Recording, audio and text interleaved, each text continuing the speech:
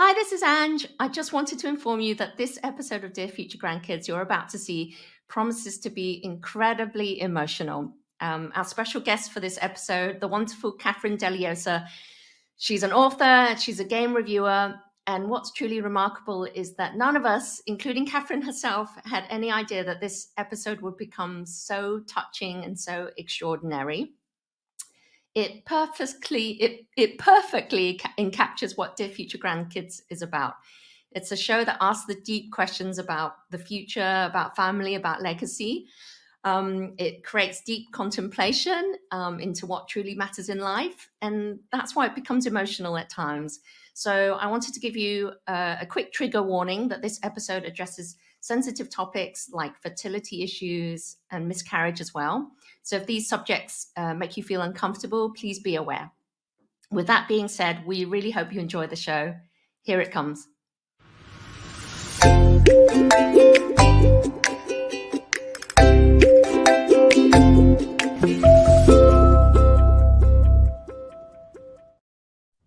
Wow. Oh, Disney Buzz. Oh, look at you. Jen, go on, let me have a look at that. Disney Buzz. I'm telling you. Yeah. Hello, everyone. Welcome to Dear Future Grandkids. I found something. This gives a backstory to all three of us, how we met. This is called the Disney Channel Buzz. It's an internal magazine that when we all worked in Disney Channel, this is what we have. The background is I found this as I was clearing up my drawers and everything else and have my old magazine articles. And because I used to be a presenter, and that's how we all met. Ange created a show called Disney Buzz. Wow. Oh, you have back, to am I holding it right? Am I holding it right? Yeah, back in the day. Yeah. Yep, that's Azura there. And then Ange created Disney Buzz. We worked on this together. A fantastic show that ran for, 4 or 5 years. And then guess what? Percy and I, we all met, and Ange also worked on it together. The Disney Channel X Games. The Junior X Games. Guys, remember? I love that show. The Disney Channel X Games where it was for kids and teens in Phuket, and we all worked on it together. This is what I found. Crazy. I still have it. Look. Wow. Disney Channel. Oh my goodness. What a trip down memory lane that is. Yeah. I love it. And the amazing thing is the white paper is still white. I know, because it's just been left there since I got it, like, I'm not sure how many years ago, and it's just been left in the closet. And I've moved houses a couple of times, and I brought this back from Malaysia, from the family home, and that's it. So the background is we all met on Disney. Ange created a show. I was a presenter, then producer, writer. Percy worked in Hong Kong, and then also worked in Australia for Disney Channel Asia. So that's how we all started. That's how we became friends, and it's 20 years and counting. Yep. And now we have this show called Dear Future Grandkids. And or you're seeing us for the first time, I'm in Singapore, and Ange is normally in Hong Kong, but now she's in, dare I say, sunny UK. Yeah, I'm in my childhood bedroom. Actually, it wasn't never my bedroom, but it was my brother's bedroom that I grew up in. Nice. Back in the UK. Sunny. And Percy is back in the Philippines, in Manila. So a trip down memory lane. How are you guys? Do we all feel really old now? Yes, we do. In fact, that thing that you held up is probably worth a lot now, considering how old it is. I don't know. It's worth a lot to me because it just brings back memories of all of us working together, and there were a lot of fun times. So definitely, it's worth a lot to me. I'm sure there's a museum somewhere that wants to have its hands on that. I don't think so. I don't think so. Yeah. I don't think so us, either, Pers, but us as the relics. Yeah. Some things are worth more than money, Percy, and more than any museum could ever want it for and use it. It's the memories, guys. It's the memories. It's the memories, absolutely. It's the memories. We should get on with the show, right? Our current show. We should. Yeah. So this is It's a show where we build a video time capsule for a very special guest, and boy, do we have a special guest for you today.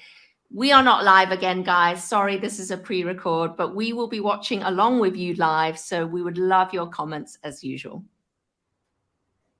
Okay, our guest today is funny, talented, and has a very personal story she's kindly and bravely sharing with us today. It's especially poignant considering that our show is called Dear Future Grandkids. Yep, and we are looking forward to chatting today with our guest, who is an author by day and gamer by night. Yes, she gets to write books and play video games for a living. So we all know what that means. Hashtag dream job. Now, her young adult fantasy novel of myths and men is a love letter to gamers, mythological creatures, and aliens. Now, how's that for a combination? Of Myths and Men now has a sequel of Life and Lives, and it's now available for pre order online. Her other books include Raya and Grayson's Guide to Saving the World. Now, if you've ever been a member of playing it safe by never making a decision, only to realize that's not a recipe for a good life. An avid video gamer, she also works as a games journalist for one of the biggest mobile gaming outlets. Now, joining us from Manila, please give a dear future grandkids welcome to Catherine Dellosa. Did I get that right, Kat? No, you didn't. Yes. My name's Jen. Thank you Yes. for watching. I had one job. To get Dellosa. I'm going to be saying that all day, all night now. Have you met my friend, Catherine Dellosa? Kat It's Dellosa. fun. Kat Dellosa. What's your surname again? Dellosa. Kat can introduce herself. Kat, what is your surname? Yes. My surname is Deliosa. Hey! Da-da-da. Hi guys. Hi everyone. Hi. So that was a fantastic intro. I Oh, love Kat, Yeah, I love it. Thank you I we love so do it. much, things really guys. well here. Thank you Do for you- having and- me. Oh, you're more than welcome. You're more than welcome. And do you More know, than you know how welcome. we Yeah. came across you, right? We came across you because Nia, our wonderful assistant, is a fan of your books. Oh That my is god. how she recommended you as a guest for Dear Future Grandkids. Thank you so much. Oh my gosh, Nia. I love you. We all love Nia. let's Yeah, we meet. love Nia. Let's meet, please. So yeah, I mean it. I mean it. I mean it that it's a big deal because for smaller authors like us, it really means a lot because there's more of a personal touch when these things happen. So yeah, it means a lot. So thank you, Nia. Aw. Wonderful. Kat, Yeah. there are no small authors in the same way there are no small actors. Only the small books. Okay. It's only the size of the books that are small. Nah, but you Okay. know I'll what you take do it. is what you do is definitely something not anybody can do. So you know that's an amazing thing, and you Oh. publish so many books. Kat, tell us though, how did you go from working at Citibank to writing books and playing video games for a living? The second part, definitely, I'm interested in. Yeah. So it is like Jen said a while ago, it's a dream job. So that was my last day working at Citibank. I Oh love my that you gosh, have I this look so photo. Yeah. I actually wasn't sure how I still have this, but so my teammates, as you can see, put up some streamers over there. It does look a Oh, little lovely. sad. Even the streamers look sad. So obviously, before all of this, we were speaking with each other, and honestly, I just wanted to watch the three of you speak to it and chat with each other, and I was happy just watching from the background. But yeah, so I Aw. remember Stop that it. Jen. Stop it. Jen no, it's true. Yeah, you guys have such chemistry. It's really a joy to watch. But Jen was saying that he works at Citibank, right? In Yeah. Singapore. Yeah, so yay, former city banker for me. But yeah, so We're I have connected. nothing. We're connected. Yes, I might have probably approved your client expenses back in the day. Who knows? Probably. Because And I'm sorry. I mostly approve them. Let's talk about those expenses for a while. Yeah. They were pretty. No, no, no. But probably, yeah, that's what I did. Because so I was born and raised in the Philippines, but I'm actually Chinese, and with that kind of upbringing, it was always instilled in my brother and me to take up courses like business and marketing. If you're not going to be a doctor or you're not going to be a lawyer, you'd have to take up business and computer science, things like that. So Mm. definitely creative writing was not an option. So I definitely took up a business course, which is why I ended up in Citibank. So that was my first job, fresh out of graduation, and I was part of the Taiwan team. So I would, because back then I knew how to write and speak Mandarin. I don't anymore because I forgotten everything that they taught us. Yeah, because they taught that in school, but now since I'm out of practice, it's all gone from my head. So I was part of the Taiwan team, and I approved expenses. So it depends on like what the employees would submit, and I would read the receipts every day and then see if it's in compliance with the rules of Citibank and all of that. So it was a very not to say boring job, but it was a very day in and day out kind of routine Boring. job. Yeah, I didn't want to say boring. It came from Ange, not me. so, so Ange said it. But yeah, and it was nothing against Citibank. You know, I had a good time, but I only stayed for 2 years and eventually moved on to a hotel booking company. So it's sort of similar to Agoda, if you guys are familiar with that, Yeah. the Yes. hotel booking Yeah. website, Agoda. So it's similar to that. And again, it had nothing to do with writing.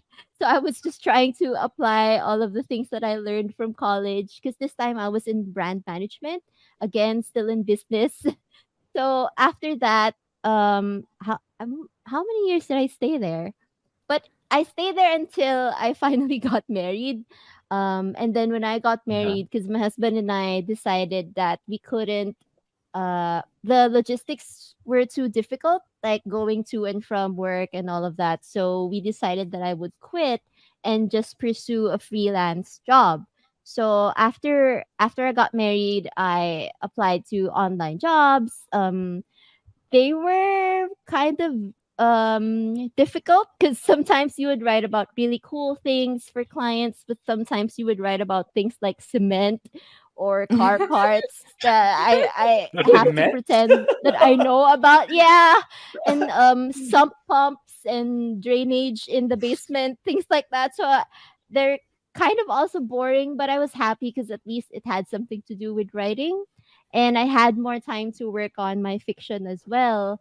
And then eventually, just randomly, I decided why not apply to video gaming websites? Maybe someone might appreciate what I was doing or how I wrote. I even applied to IGN, this really big gaming Sure. website, and of course, they didn't send me any reply at all. So IGN, hi, I'm still here. But Hi, yeah, IGN. so hi IGN. No, I have nothing against IGN. So I just applied to all of these websites. And then eventually I got a few gaming related jobs, and I guess that's how my portfolio built up, and eventually I started writing for pocketgamer.com, which is what I write for now. It's based Right. in the UK also, and I really love my job there. So I still, to this day, I still can't believe how I landed this job, and I'm just really grateful to be here. So please don't fire me. So Look, the Did you hear look. so that? after that Yeah. long-winded story, the bottom line is please don't fire me. There. Yes. I love the point. Eh? That's, It's that it's is a the it's first a life lesson. yeah, Yeah. an amazing story from your first corporate job, checking on other people's expenses. Now you got people doing your expenses. See, Yeah. full circle. Ooh. When you put it that way. Yeah. See, Mm, Yeah, full circle. that to us is the definition of success in life. So there you go. When You've people do made your it. Mhm. expenses. oh You've yeah, made it all the way. don't knock it. Oh yeah. Oh yeah. It's the best. Oh yeah. I used to have Yep. that, not anymore. That was the best. The epitome of success. Oh. So, Kat, we know, we know you know that the name of the show is Dear Future Grandkids, and us three who created the show, we believe in supporting diversity in all its ways, including having a non-traditional sense of what family and relationships mean. I don't have children, so there's no chance that I would ever have grandkids. But to us, we want to make it clear when we made the show, when we call it Dear Future Grandkids, that you don't need the prospect of an actual grandchild to be a grandparent figure. Anyone can be a source of guidance, love, and support for the next generation, whether they're related by blood or not. I fully intend to be a grandparent mentor to the next generation. And I know that Jen and Percy always feel the same way too. And I know that this message has a particularly poignant meaning for you that you were sharing with us. I wonder if you would be okay sharing that with the audience today. Yeah, definitely. Because I also want to raise awareness on this condition that I have. So I have a fertility issue called APAS or APAS. So it's short for antiphospholipid antibody syndrome. So it's a fancy way of saying that my antibodies or my immune system is kind of really supercharged. So it fights off any kind of foreign body that enters my body. So that includes sperm and that includes a baby. So a baby is a foreign body. So my body rejects that foreign entity. So that's kind of a simplified way of saying it. And what's interesting is that it was diagnosed because it started from a pimple. I had like weird pimples Wow. on my face. And yeah, this is also why I want to share this story, because people need to know, just in case they have symptoms like this. So it's better if you get it diagnosed. So it started with just random pimples on my face, and my sister-in-law, who's a dermatologist, kind of saw the pimples and felt that they looked odd. So they weren't like normal pimples, I guess, which is to the untrained eye looks like a normal pimple. But for her, she feels like it has something to do with the reproductive system. So she told me to get it checked to an obstetrician. So when I went to my OB, we got an ultrasound and they found that I had endometriosis. So Yes. it's a different, yeah, Yeah. so it's a condition where The lining of you, the womb, right? Yeah. yeah, so the Yeah. lining of the uterus kind of sheds blood in places where they're not supposed to shed. So instead of being released monthly through the period, it's being released elsewhere. And over time, the buildup of these blood, I'm sorry for the viewers over there, No, out there, no, No, don't but be this is No, sorry. this no, is no. really It's it's yeah. this is yeah, helpful. so Yeah. I'm Yeah. not I'm not a doctor though, so this is just my personal experience. So Yeah. the buildup of these blood particles can over time turn cancerous if you don't get them checked. And Yeah. so aside from that, they also found that I had polycystic ovaries. And also there was the biggest thing that they found in the ultrasound is that I had a dermoid cyst, it's called. So it's an ovarian cyst that's super creepy, because if you Google a dermoid cyst, it has teeth and it has hair. So it's a monster. It's a monster inside of you. So Whoa. it's really creepy because apparently it's sort of like a malfunction, because the hair cells and the Ah, teeth cells kind of grew in the ovary and became a cyst. So it's yeah. weird. Yeah. And I didn't have, the funny thing was I didn't have any symptoms aside from the pimples. So normally symptoms could include super painful periods or like a really big belly because of course of the cyst. But I had none of those. It was just the pimples. So thank goodness for that, that it was checked. And then my OB said that if you have all three of those, chances are you also have APAS. So she also had that checked. So when they so of course I had to go through surgery to remove the cyst first, because that was the one that was most dangerous and immediate. So they removed it, and while I was under surgery, they also cauterized some of the implants from the endometriosis, like the scars that the blood particles left, and maybe treated some of it for a while. And then after that, I they tested me for APAS, and I tested positive. And there are like 5 categories under it, I think. And lo and behold, mine was one of the gravest ones for Oh, the categories. Yeah. So my husband kept joking, teasing me, and telling me that he sort of hit home run because I had all of oh, these things.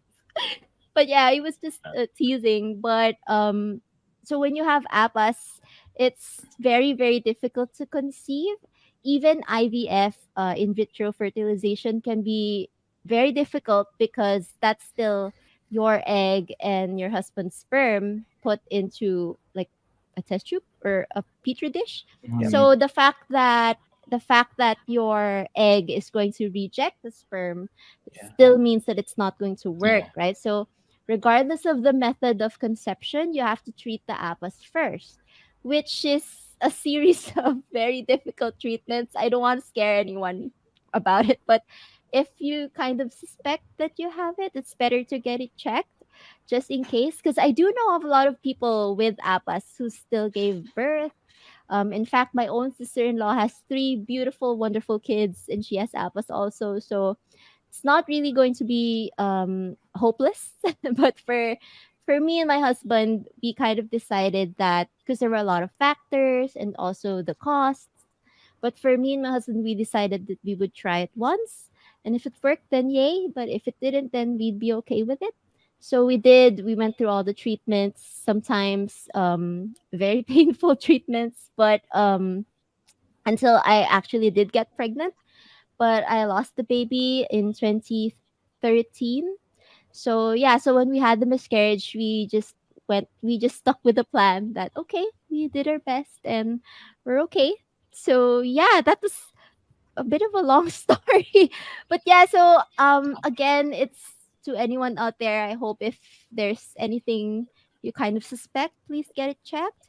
And also there's a support group. There's an online Facebook support group for APAS patients. So people share their stories and they share their contacts. So it's a really supportive community. And don't be afraid to get it checked because it's better to treat it rather than spend time, effort, tears, heartache, trying to treat something that you're not sure if you're not sure what it is. So, and also if you don't want to have kids, that's totally fine too, because that's what we're doing and what Angie's doing. So, yeah, that's it.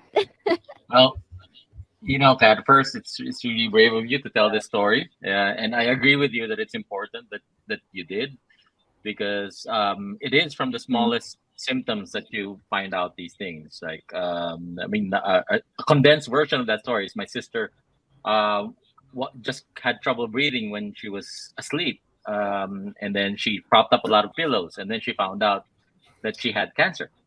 But she found Oh my out god. just but she found out in time to have it treated, and I think that's what extended her life. She was in remission for over a decade, and that allowed her to sort of plan for everything and everybody Yeah.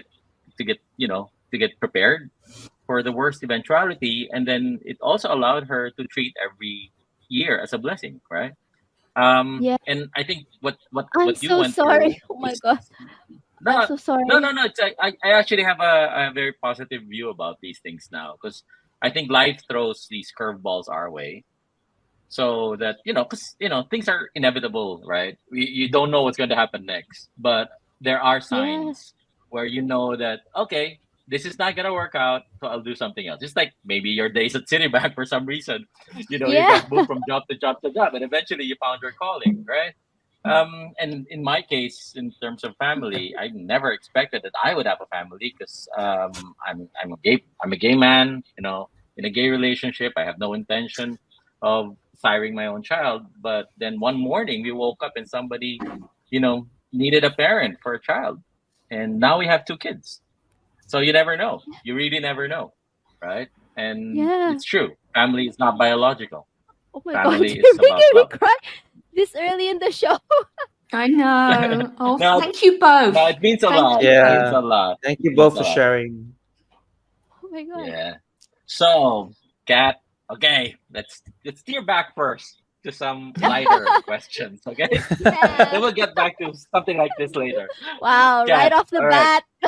I know. Yeah, right off the bat. That was a pretty, really big What kind of revelation, but show is it's this? really Yeah, important. I it's know. a very different show Yeah, today.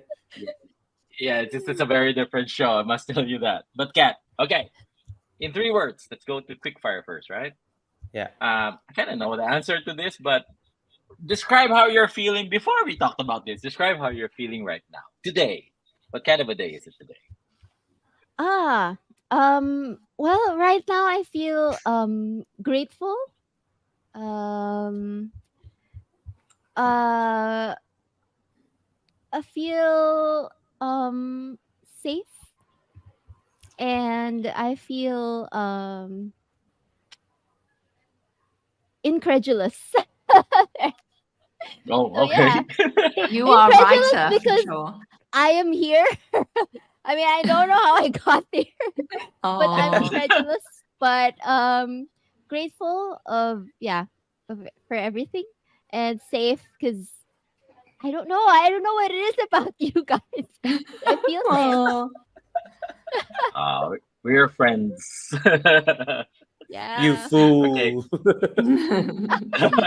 Yeah, Oh I no, know it's it's a because of trap. Jen, because you've been watching Disney Buzz. You feel safe with Jen. It's a Ah, yeah, childhood. yeah. It's a childhood. Seeing True. your childhood hero there in front of you. See, Jen, childhood hero. I would say Anyway. hero. It's a bit of a stretch. Hmm. Sorry, Okay. Jen. I tried. I tried. Okay. When it comes to writing, Kat. When it comes to writing, what's a motto that you live by?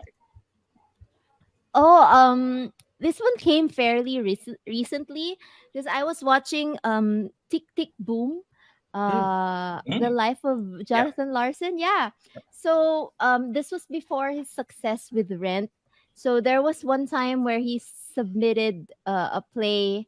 I'm not sure what it was, but there was supposed to be the screening. I'm sure Percy would be able to relate, but it was supposed to be screened for maybe directors or producers, I think. And I think Mm, not a lot of people showed up because I think there were only friends and family that showed up. And his best friend asked him, "So, how's the turnout?" And he said, Mostly family and friends." And then sarcastically, his friend said, "Ooh, what a nightmare."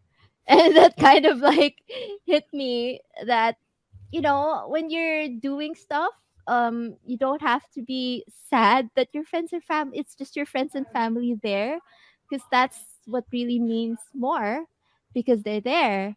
And also, because that I think that one didn't succeed, so he kind of told his agent, "What do I do now?" And then the agent said, "Then you write the next one." So maybe that's it. Just write the next one, regardless of what good. happens to your current book. So nice. that's not mine. I just watched That's a it, great but motto. it's a nice motto to live by. Yeah. Yeah, it is. It is. Yeah. How about in gaming, Kat? We haven't talked about you as a gamer, huh? How about you as a Ah. gamer? What's a motto that you live by? Um I don't live by any motto for gaming. So Just keep I fighting. don't Just play. Just just play. play. Just play. Seriously, yeah, seriously, just play whatever you want to play, because that's also the same with books. Because I think that people kind of have this snobby notion that you should only be reading Mm. literary books or the more popular books or whatever books on TikTok or whatnot. But you do you, read whatever you want. And it's the same thing with games, because just because everyone's talking about this thing doesn't mean you have to play that too if you're not really enjoying it. So life is short to play a game you're not enjoying. So just play whatever you Yeah, want, whatever makes you happy. Yeah. Yeah. So love that. then, You do do you you. remember? Yeah, you do Yeah. you. Kat, do you Yeah. remember the first video game you ever played, or do you remember the first video game? Oh my, I'm not sure if it's the very first, but I started playing games back when on MS-DOS. So it's the DOS Oh, system Wow. before. yes. Oh, Yeah, yes, I yeah. know. So before Windows came out, so there were these really old point and click games, and those were the ones that got me hooked. Yeah. Because me and my brother would make sure that we played together. Either whether I was the one playing and he was watching, or the other way around. So every time when you come home from school, that would be the first thing to do. And if the like you would we would think about it all day. Just we were excited to go home to continue the game. So the DOS games were the first ones that I really Nice. enjoyed. Yeah, point and Nice. I click mean, genre. yeah, but we're just not gonna say it, and we're just gonna reveal our age because the three of us are from the Atari generation. We'll just leave it at that. We'll leave it at that. Even before Nintendo or Spectrum. Sega, we'll just leave it at that. Leave it at that. But Nothing's wrong with that. now, now, Kat, what's the first video game that made you all goosebumpy? Had it like you were playing it, or you first saw it and you go, wow, just ooh, I just feels and Oh, chills. it's it's hard to. It's like asking what your favorite book is. I don't like that question Good because it's point. so Yeah, hard, right? I yeah, mean, yeah, yeah. yeah, I don't remember the very first one, but um, fairly a fairly older one would be Suikoden 2.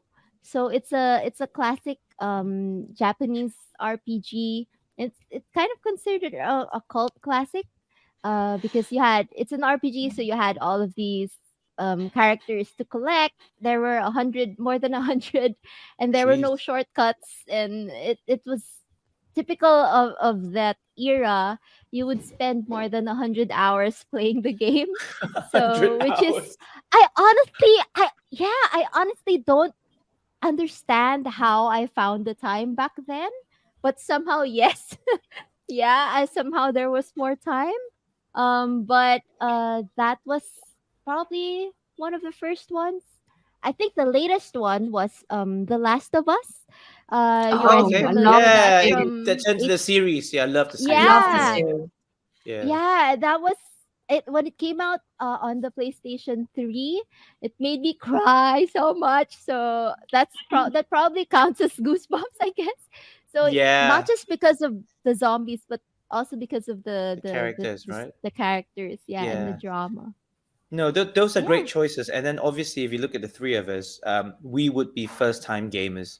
So, which game would you like introduce to us to get us started a little, dipping our feet in it? Like, what's a game that you would recommend us to try and to Oh, ease into the gaming mm, world? that would depend on the genre because it's hard. Well, there off the top of my head, there's this it's really short. It's like an hour only, I think. An hour long or maybe even less. It's Okay, called Sumire. So it's a okay, Japanese Mhm. title, it's a Japanese name of a girl. So this young girl lives in a Japanese mountain town. Her name is Sumire, and she's grieving the loss of her grandmother. So that's the premise of the first part of the game. And then when she leaves the house to do some errands for her mom, she stumbles upon this enchanted flower in her grandmother's garden. And then the flower starts talking to her and tells her that it only has 1 day to live. So it kind of makes this request to Sumire to show it what it means to have a really good magical day. So what does it mean to have the perfect day? So the rest of the game is you playing as Sumire, trying to show this flower what it means to have a perfect day. But of course, throughout the story, you find out some things about yourself. Spoiler alert, it made me cry. So if you haven't tried that, Uh, please, uh, it's awesome. It's only I think under an hour, and it's really wholesome, and it brings back. I mean, it takes you back to childhood innocence because yeah, it's awesome. I Sumire, need to check that everyone. out. I love the storyline already. I love the premise. So that sounds like the Yeah, perfect game for a first timer. So I it definitely want to check is. that I love it. I love Yeah. There's that this idea.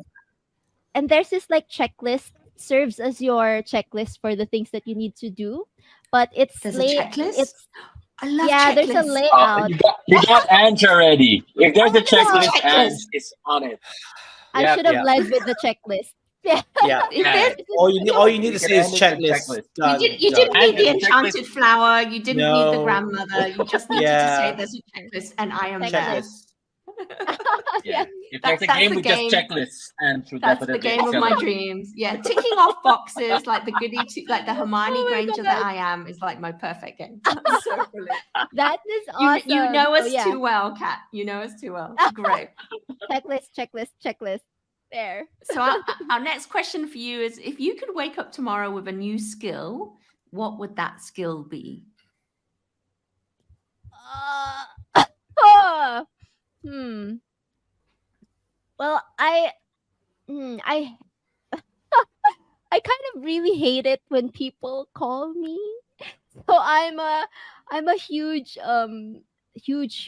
introvert. So I think most writers are. So I'm a huge introvert, and I only recently found out that I have phone anxiety. So I've always Oh felt this yes, way. Oh. Yeah, so I do. Yeah, Mhm. oh yay! So yeah. I've Phone always phobic. felt this way. Yeah, but I didn't know that it was a thing. I kind of thought that it was just me being weird, but apparently it's a thing. So every time somebody calls me or every time the phone rings, I get like a mini panic attack. I don't like it when people call, and regardless of who's on the line. So it doesn't matter if it's like my best friend or whatever. It just the fact that it rings, it makes me panic, and I don't want to make phone calls. I don't want to answer calls. So I always tell people to please text and don't call me. So if my new skill would probably be uh to telepathically tell people not to call me. Like if someone would be picking up the phone right before they call me, they would get this random brainwave in their head and think about not calling me instead and then just texting me. So I yeah, love so it. I love it. if I could have that skill, it would be the best skill That's ever. the Yeah. most random request for a new skill I think I could ever imagine. That's too funny. Well, I if you could want wake it. up tomorrow with 3 new items that would improve your life in some shape or form, what would those 3 items be? Um 3 items. I'm going to sound super superficial, but I would like a PlayStation 5, please. Because I don't have one. I don't have one. I don't It's have one yet. I don't. sure.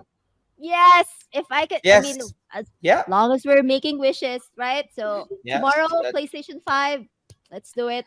And Boom. then Two. yes, and then probably so I was just doing this over the weekend. So to de-stress, I kind of make miniature doll houses. So I hope No to get way. another Oh, one. That's so cute. This one is a dango shop. That's So I have a really lot of cute. these. that's really good. Thank you. You No, but made this that? isn't yeah, but there are instructions, so it's not like Yeah, yeah, I yeah. made But it from still, I mean, scratch. it's really, it looks really nice. Yeah. Oh, thank you. There's a lot, but the space is running out, so I can't keep making these. But you really have to like paint them, mold the balls Yeah. from clay, things like that. So it keeps me focused because I have no choice but to focus on it because they're super small. Because they're so tiny, I have to not think of anything else. Yeah. So Yeah. I would like another set, please, because Okay. I 2. want I thought you're gonna one ask for. more. I thought you're gonna ask for another shelf. Yeah. Oh You have to ask for yeah. another shelf. Yeah. So Okay, that's okay. is that your third Never item? mind. Another shelf. I would like another Oh. shelf. No. Not the dollhouse. Another shelf. Okay, that's better. And then the third item would be a robot vacuum because time is precious and I don't want to spend it cleaning the house. So Vacuum. please, robot vacuum. Yeah, thank you. Thank you to the I love powers that this. be. It's like I love the way that you're Somewhere thinking the Santa powers Claus as if is this is laughing. going to actually happen. It I love is. the way that you think that you're going to wake up tomorrow and you're going to actually have these three items. Manifest, These are called manifest. hypotheticals, Kat. I think Kat is programmed to think that we're connected to Santa Claus in some way, and this show is gonna Yeah. reach him. Isn't this what the show is about? Isn't it? Dear Oh, Santa tomorrow. Claus. I think Yeah. Yes. This Let's make is it the show happen. that doesn't make one's dreams come true. That's what we are. No. We're the All right, opposite of bye. every Disney show that we've ever made. Bippity and our boppity boo. Our final quick fire question for you, Kat, is if you could wake up tomorrow with the ability to teleport to anywhere in the world, where would you go? That is easy. I would go to Japan. Given that Oh. I'm a huge geek, I think it's self-explanatory. So I'd like to go to Tokyo, spend all day in Akihabara, all of the anime, all of the goodies. So please, I wanna be there all day, every day. Sure. As long as you take us with you, sure. As long as you take us with you.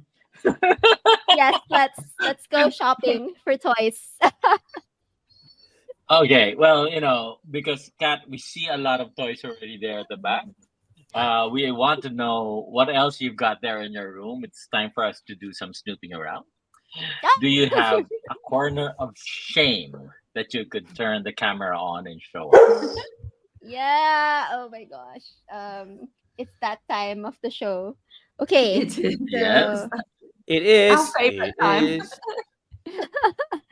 All right. So, all right. So normally when guests come, so this is the first thing that we see is this Yes. lovely lighted shelf behind me, Nice. Yes.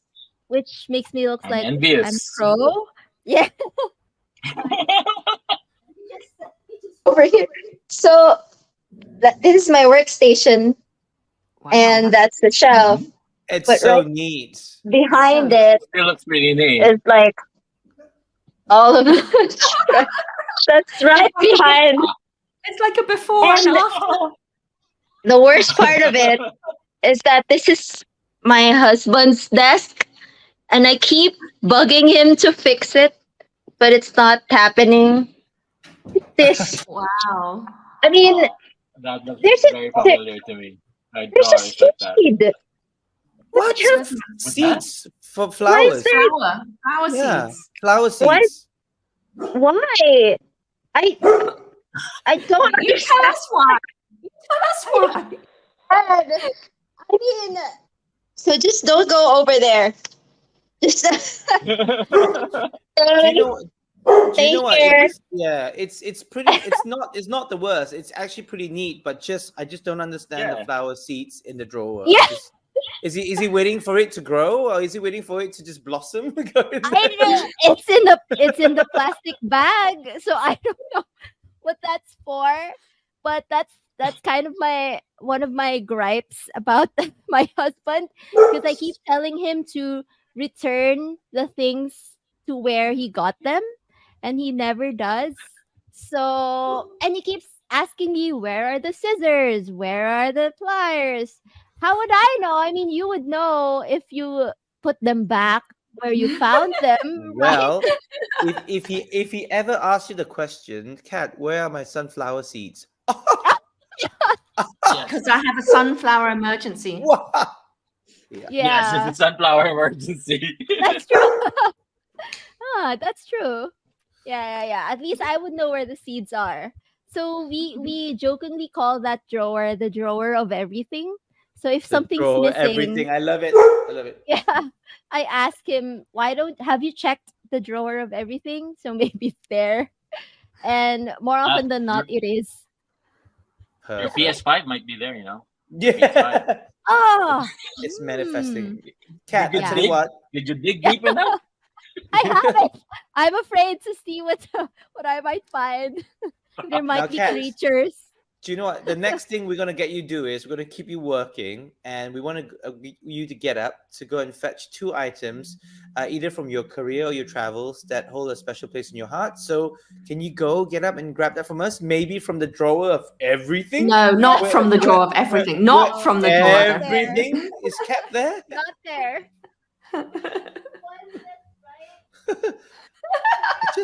It's just the funniest thing I've ever seen in the drawer, in anyone's drawer. All right, that's the shelf of Oh. everything. Nice stuff coming from the nice shelf. Yeah. They're not really from travels or career, but these are the ones that really matter a lot to me. So this one, this little dog is called Coffee. So this one So is cute. a childhood stuffed toy that me and my brother used to play with. So there's just the two of us, me and my older brother, and we used to have body pillows that kind of were alive, and then What? we would play with. They were alive, and then we would play with them, gave them names. They kind of have different personalities, and then eventually Oh. when the body pillows would get worn out or for whatever reason got destroyed or whatever, their souls would transfer to different stuffed toys. So my brother and You I have an would, amazing imagination. because why not, right? I mean, probably why I became a writer. Yeah. I Yeah, think so so. Yep. we had these little stuffed toys because there's always a reincarnation, and I think over time they got lost, or I think one of them I brought to the car, and then we went to some sort of restaurant and it fell on the ground, and I was crying when we got home because it got lost. But they always got lost or destroyed, but this is the only one that has remained, and I've kept it with me Aww. even after I got married Oh. and moved. Super cute as So well. yeah. So that's Oh. super special. Oh my god, Nice. don't smell it because it do, Could- nope, note to self, do not smell it. Okay. And then moving on. And then there's this one. So it's old now, but it's a collection of Green Lantern rings because I'm also a huge comic book nerd, particularly for DC Comics.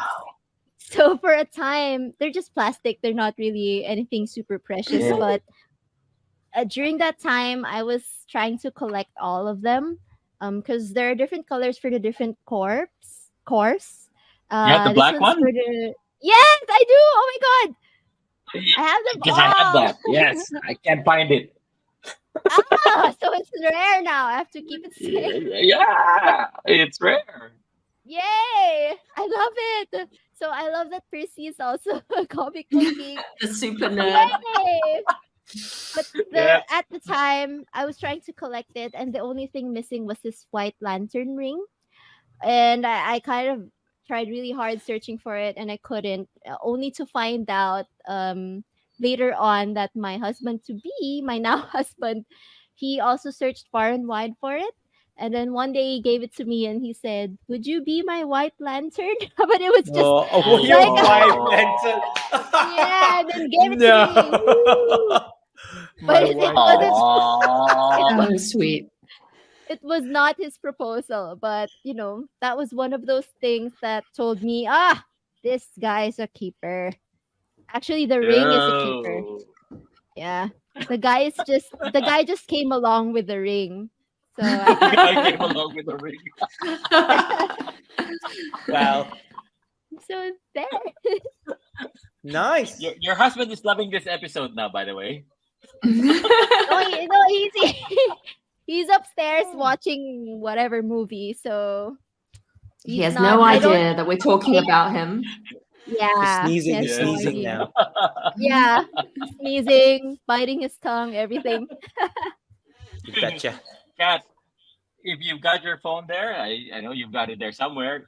This is the part of the show Yeah. where we ask you to leave a voice message to someone special in your life. And we'll all listen in. Yeah, That's what we do. That's what we do. that's what we do. We snoop. Yeah. Okay. It's fine. I said I feel safe, right? So Yeah. it's fine. Okay. I'll tell you. No, I'll tell you guys later. Okay. Oh my Yeah, you Looking don't god. have forward to to tell this. us if you don't feel like. Yeah. We don't really leave voice messages for each other. So she's gonna find it super weird. Okay. Which is what we like. Okay, so Go for it. okay, there we go. Okay. So hi.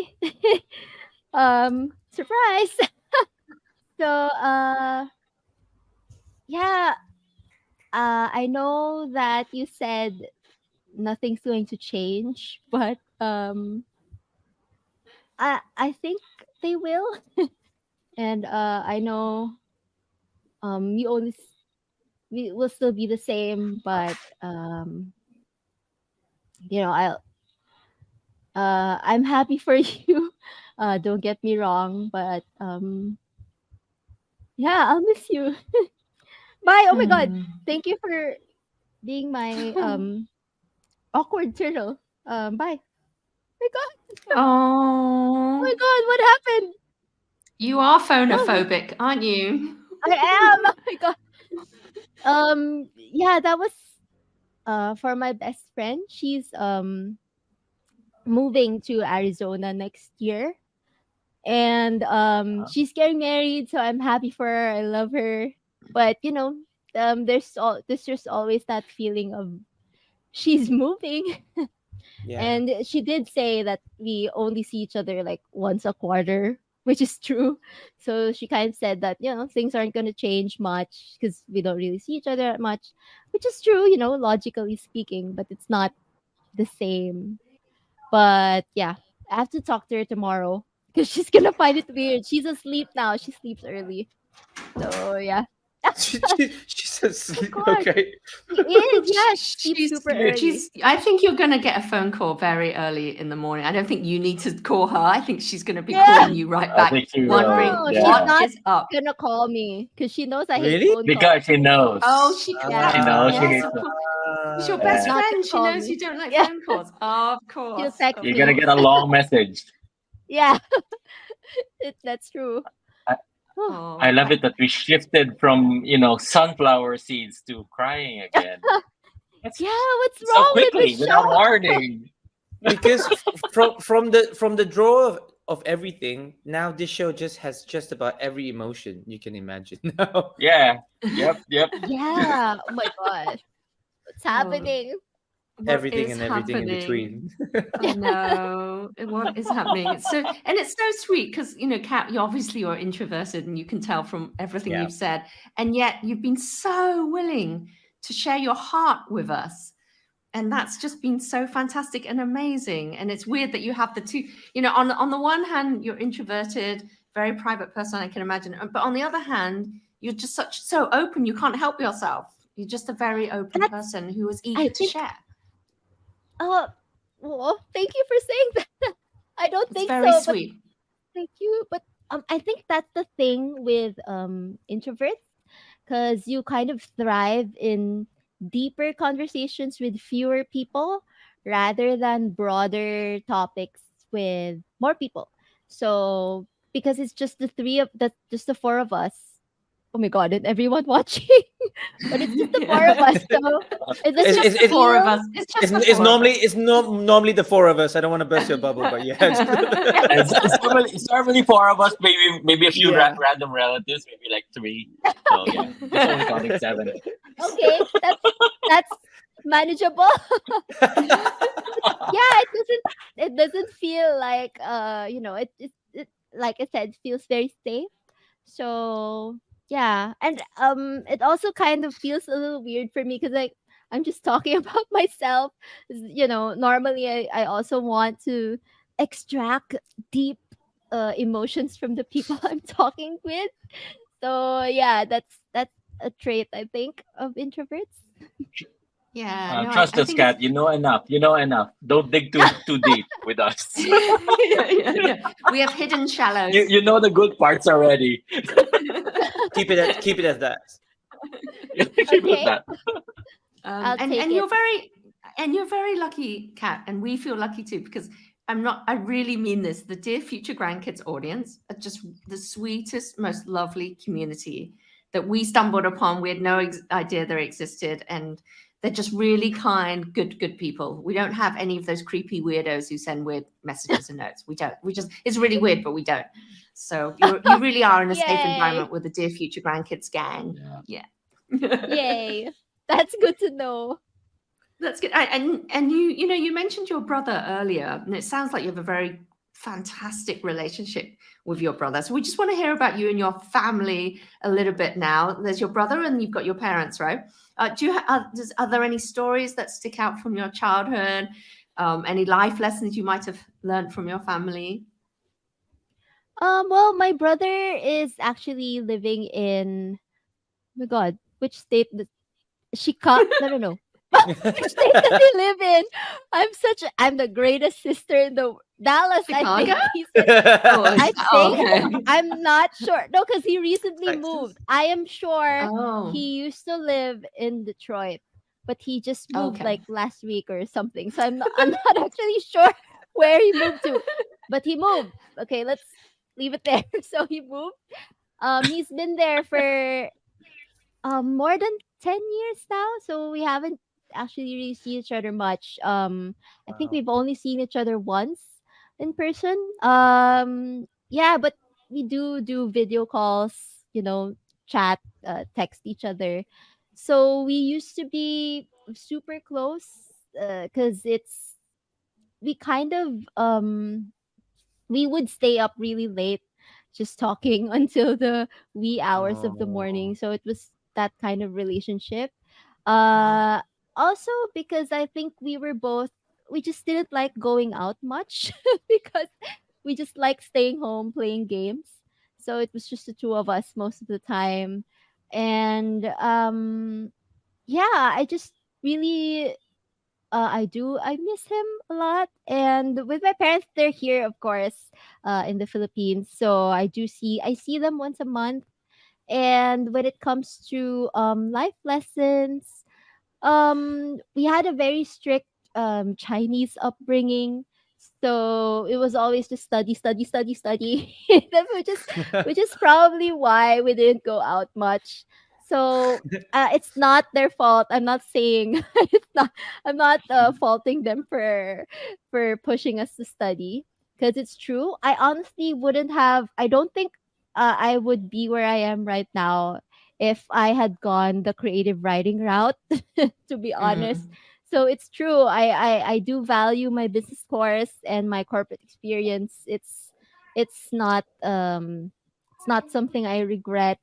So I do understand, they did their best. And what they always instilled in us was just to work really hard. Kind of keep your head down, do the work. Mm. Keep your head down, do the work. It's that simple. um Sometimes I do wonder if they kind of feel like it's a little weird because I'm playing games for a living. So maybe they might wonder like, "Oh, what have we done? We told you to study and work hard and now you're just playing games." But yeah, it's I think probably a generational gap. But Yeah. they don't really fault me for it. They just see that I'm happy. And they're really supportive of my writing career as well. Because when I Oh, was they are? young, Oh, wow. yeah, they are. And they Good. come to my events, even no Wonderful. matter how far they are. And it's when I was young, I would often lurk around in the bookstore for hours on end. I'm sure all the bookworms can relate. And each time I wanted to buy a book, they wouldn't stop me because some parents would probably say just save your money, or you're buying another book, you just bought another book and you're buying another one. But they never really prevented me from buying books. So that's very important. as a writer, to be able to read all the books that you want to read. And when it comes to games, they didn't have any problem with us playing games as long as we did our homework first and got top marks, straight A's, and then, all right, that's fine. Here, go play your game. So Wow. yeah, that Yeah. was yeah. I learned a lot. Just I learned how to work really hard from them. They still work hard now. I wish they would rest, but they I don't think any child could ask their parents to stop working hard because I think it's instilled in them. Yeah, definitely. So you did mention before when you're growing up, sort of the traditional family that was all about when you were younger to get your results, study, study, study. But what would you say is your proudest like childhood achievement? Mine was like Mm. winning the egg spoon race. Or when I was That's 12, awesome. I was 12 making the school football team or something like that. And certainly not the academic side of it, but just what was your proudest childhood achievement? Jen No, Barlow, is it? no, it's awesome. I'm not. Yeah, I don't have a lot of these extracurriculars, so they're always amazing to me. So probably for not academic either. Probably the very first story that I wrote when I was 8. Maybe that was it. I can't find it anymore. It's such a shame, but Oh, I wrote a story when I was 8. I hand wrote it on a letter sized paper, folded it, stapled it, and forced everybody to read it. So it was about a girl who could turn into a chicken. And then she started Wow. terrorizing everybody in her neighborhood. So it was a horror story about a girl who turned into a chicken. I don't know why that was, but that was when I got the first taste of being an author when I was 8. So I'm really proud of that. Sadly, I can't find it anymore.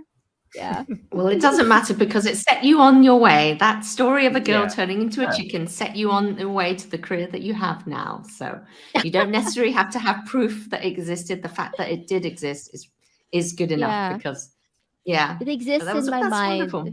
Yeah, and in a Yeah. way, and in a way that because that's self-motivated, you wrote it yourself, it in a way means more than the egg and spoon race or the stuff where you were kind of forced to do it. Whereas this came from you, a self-motivated thing. Not saying Jen, I'm not saying that winning the egg and We, Oh, spoon we wasn't appreciate amazing. You know, you are the Usain Bolt Jen. of the egg and spoon, the LeBron of the egg and spoon, Jen. Yes. Just ah, destroying my childhood achievements. It's just Jen, ah, you when just we go to your said. house, you would look at the trophy of your egg He and spoon eats the race. egg. When we're at Jen's it's, house, he eats the egg. He eats it's the not egg. even a trophy. I kept the spoon and the egg. No, And I the Oh, did. egg. I did. I did. I did. I did. oh my gosh. I did. I'm quite pathetic, but not that bad. There's That would have degrees been of pathetic. awesome. Yeah.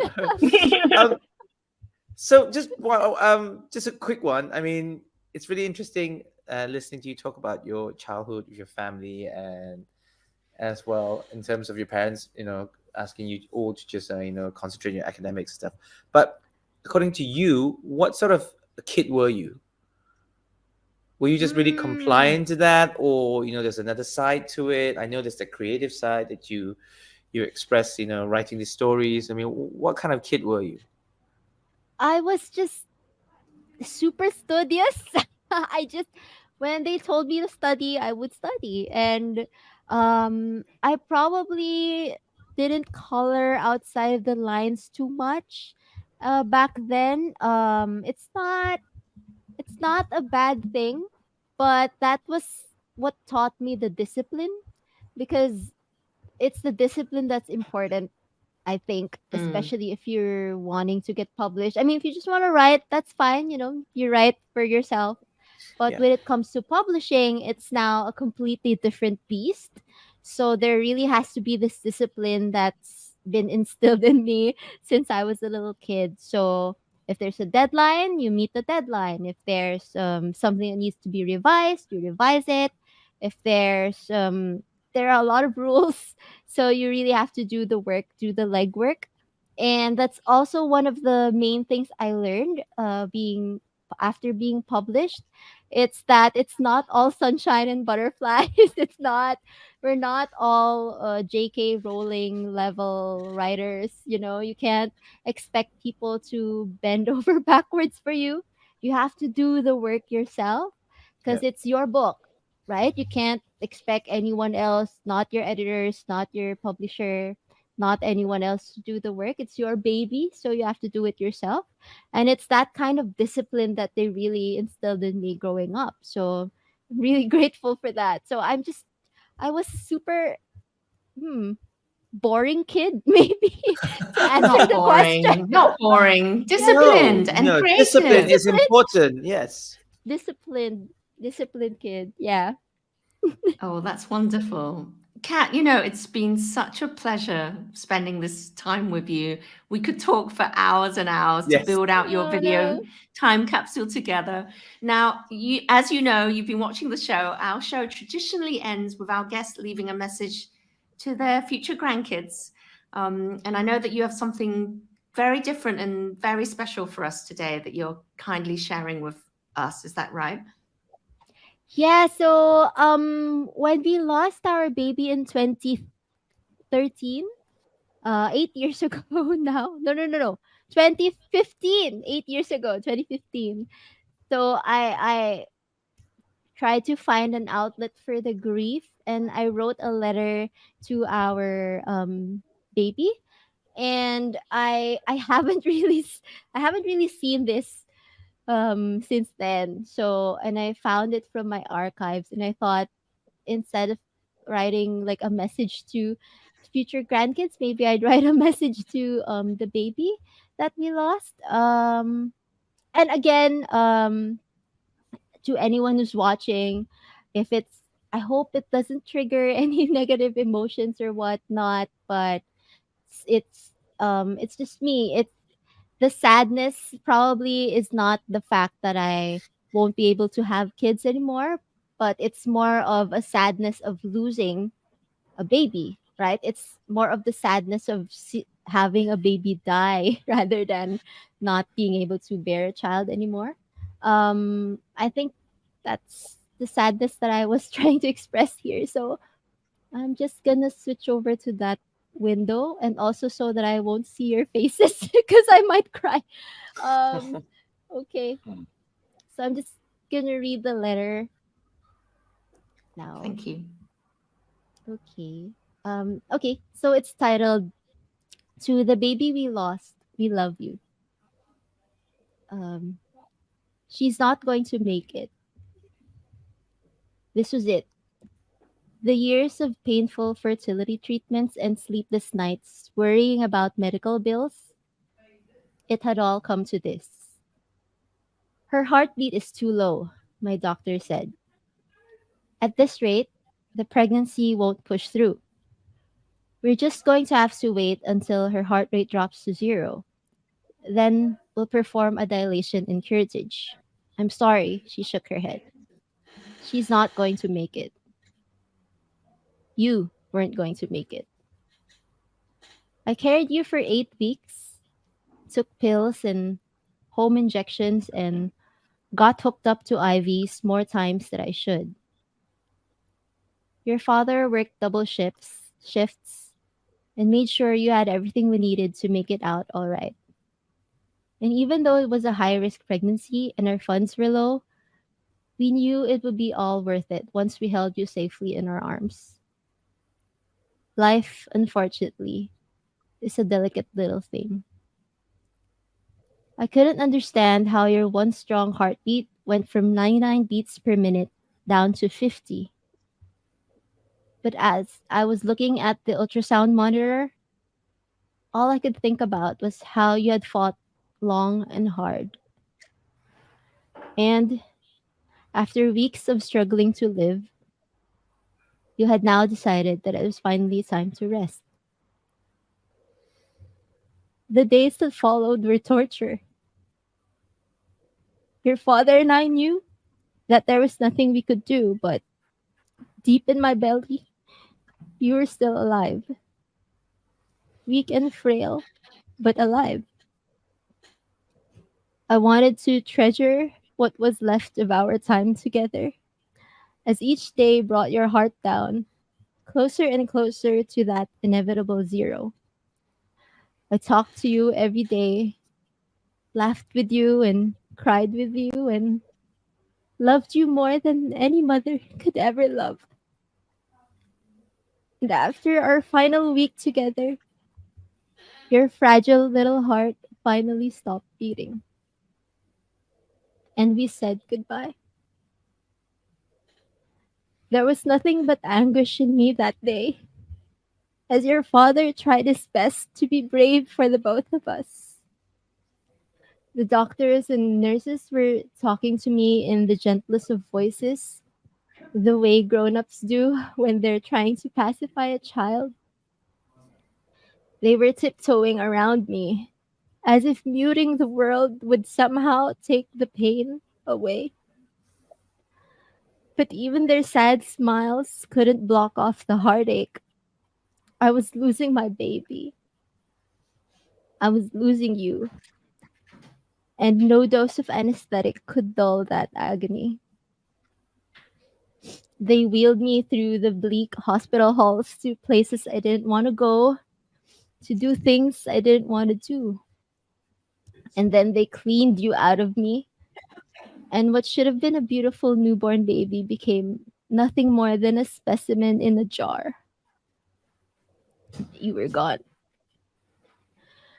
5 minutes, and the doctor had completely removed you from me, and I couldn't even be awake to witness it.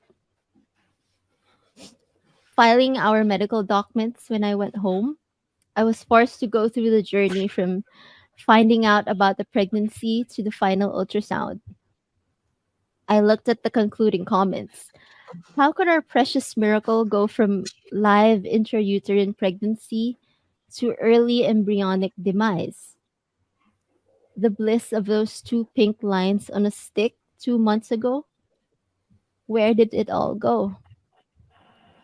It's been half a year now. Half a year since we lost you. Half a year since you bore a comfortable little nook in my heart that you will never again be able to fill. And because there are no funerals for a miscarriage, your father and I don't even have anything to remind us of you, to remind us of your innocence and your grace, to remind us that you were once alive, once inside me, once the greatest joy any parent could ever ask for. When you died, a part of us died too. We already knew where you would lay, where you would fit in our small room, where we'd feed you and bathe you, and where your adorable little toys would go. But now we'll never get to change your diapers, never sing you to sleep, never take you to school and listen to your stories about your friends when you get home. We'll never see you make your own decisions out in the world, and your father will never get to walk you down the aisle, and we'll never see you start a family of your own. We miss you. You're in a better place now, and we will miss you all the days of our lives. You may no longer be with us, but those 2 months we had together were more real than any kind of love could ever be. And even though it wasn't fair that you never got the chance to live your life, know that your father and I are living our lives for you, with you in our thoughts and forever in our hearts. We'll be together as a family again one day when we meet again. But until then, know this: we love you. So, this is it. The years of painful fertility treatments and sleepless nights worrying about medical bills. It has all come to this. We love you. That's it. Oh, Kat. Oh my Oh god. my goodness. Kat, thank you I'm for so sorry. No, thank you for why are you? sharing that, Kat. There's no need to be sorry. Thank you guys. Kat, Wow. Oh my Um, god. there's, I mean, it's one of those things where we cannot fathom what you went through. I know that what you wrote there is just like 10% of it during the time. And I guess I say this because maybe I've been through a lot of deaths in our family the past few years. But I do know that when people say that no things happen for a reason, this is one of those instances where it doesn't apply. Right? There is no reason for these things. There is no divine plan that made this happen. But I do know that there is love, and love Yeah. has no beginning and no end. So you send that out into the universe, and that love is somewhere, and maybe your baby is the way to share that. And that love is somewhere now, and everybody's feeling it. And you sharing this letter allowed us to feel that. Oh my. Thank you. That's all we can say. Yeah. No, thank you. I mean, Thank you, Kat. Thank you. thank you for that. If it weren't for the show, I honestly wouldn't have gone back to it, and it does feel good to read it again after 8 years. And I know I can't imagine other people who have gone through worse things. It's not the end of the world for me, but it was just something that I wrote at the time. So I hope it brings comfort to anyone who's gone through the same thing as well. And thank you guys. Oh my god. Oh, No, Kat, no, Thank you. no. Thank you. I mean, thank you so much for being on the show, for sharing, and for being so brave. I mean, I, I just can't imagine what you've gone through, and to write that letter and to read it after 8 years. But thank you for sharing. I'm sure it took a lot for you to do that on the show. So and you know And that. thank you Thank for you. your gift. Yeah, this is exactly. I mean, that's the thing. That's exactly. I think Percy and I were about to say the same thing. The way you articulate it is so. The word is not beautiful, but you know what I mean. The way you articulate it is your gift as a writer. Your gift with words, and the fact that you put it down in that Thank you. way, and it's so poignantly written, articulately written too, and with so much detail, clearly from the heart. It means so much. I was looking at some of your Amazon reviews of your books, right? And I think there was one No. person who's no. Why no? I mean, they're all like 4.5 5s. You've got no 5. sucky reviews, and I think someone wrote, "It's like she's in my head. It's so relatable. What she says is exactly my own personal experience." And I think there's someone out there who's going to be listening to that who will say, "It's like cats in my head." The fact that your experience feels so personal and so individual to you, ironically, is what makes it speak to an individual out there in some weird way, if you know what I mean by that. And so it means Yeah. so much. Thank you. It means so much. You gave That means you a gave lot because we just I as fellow creatives, it's you would just, if you create something, the goal really is just to hopefully maybe touch someone, one person, whoever that is. yeah, Absolutely. Just that's it. So Kat, thank you you guys. you have definitely touched a lot of people from today's episode. Thank you so much. Unfortunately, we have to say goodbye to this episode because, and if not, it will never end because we can just keep going on and just talking and sharing Yay. for as long as possible. But I'd like to thank everyone for watching as well. Thank you for tuning to Dear Future Grandkids. We're on podcast as well, and you can find us on Instagram. And thank you for watching the show. As you know, this has been Dear Future Grandkids, where we look to the past to give us lessons for the future. And Kat definitely gave us one today. So, like always, I'm Jen. What? That's Percy and Thank Ange. And out to our wonderful, wonderful guests. And I get to say this again, Catherine Dellosa. Thank you so much, Kat. Thank you. Thank you so much, Kat. Thank you all for watching. Take care. See you guys Thank next you so time. viewers. much. Thank you all. Thank you. Bye. Bye.